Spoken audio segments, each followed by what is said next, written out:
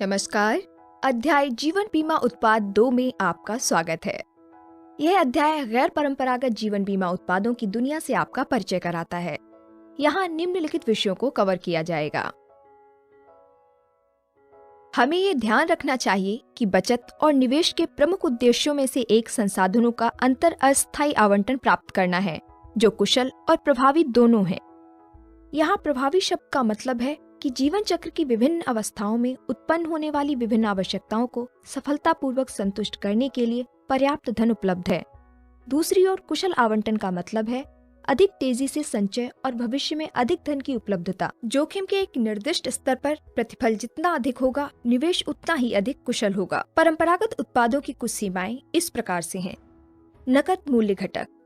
सबसे पहले इस तरह की पॉलिसियों में बचत या नकद मूल्य घटक को अच्छी तरह से परिभाषित नहीं किया जाता है। परिणाम स्वरूप इसे मृत्यु दर, ब्याज दरों, खर्चों और अन्य मानदंडों से निर्धारित किया जाता है, जो जीवन बीमा कंपनी द्वारा तय किए जाते हैं। ये काफी मनमानी धारणाएं हो सकती हैं।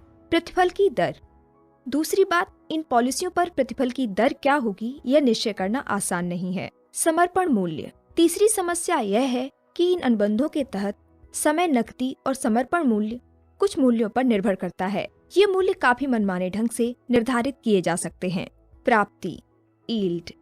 इन पॉलिसियों पर होने वाली प्राप्तियां अधिक जोखिमपूर्ण निवेशों से होने वाली प्राप्तियों की तरह उच्च नहीं हो सकती हैं, चूँकि पारंपरिक जीवन बीमा योजनाओं की सीमाएं स्पष्ट हो गई हैं।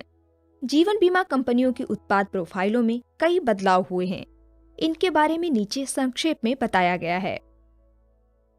ए, बंडल को खोलना, अनबंडलिंग।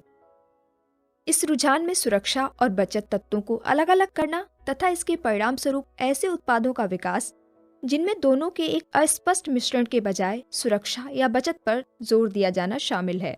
बी, दूसरा रुझान निवेश लिंक्ड उत्पादों की दिशा में बदलाव का था, जिनमें निवेश के एक प्रदर्शन के एक सूचकांक के साथ पॉलिसी धारकों के लाभों को जोड़ा गया। परिणाम स्वरूप जीवन बीमा की प्रस्तुति में एक बदलाव हुआ। सी, पारदर्शिता। बंडल को खोलने के कारण आय के प्रतिफल दर और कंपनियों द्वारा अपनी सेवाओं हेतु लिए जाने वाले शुल्क जैसे खर्च आदि में काफी स्पष्टता आई। इन सभी के बारे में स्पष्ट रूप से बताया गया और इस तरह इनकी तुलना की जा सकती थी। डी, गैर मानक उत्पाद।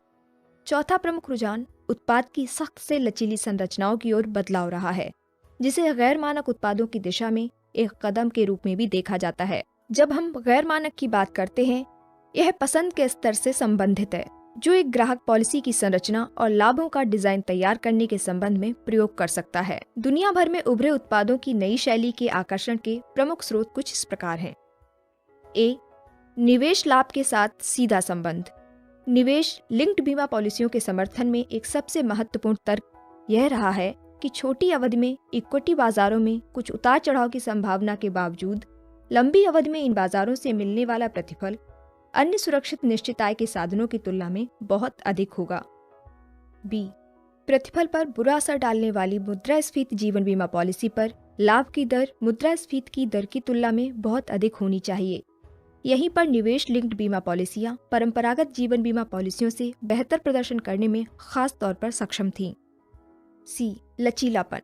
अब पॉलिसी धारक सीमाओं के भीतर यह तय कर सकते हैं कि वे कितनी प्रीमियम राशि का भुगतान करना चाहते हैं और मृत्यु लाभों तथा नकदी मूल्यों की राशि में अंतर कर सकते हैं। डी, समर्पण मूल्य। अंत में पॉलिसियों में एक निर्धारित प्रारंभिक वर्षों की अवधि जैसे 3 या 5 वर्ष के बाद एक मामूली समर्पण शुल्क की कटौती के पश्चात पॉलिसी धारकों को योजनाओं से पैसे निकालने की भी अनुमति थी। धन्यवाद।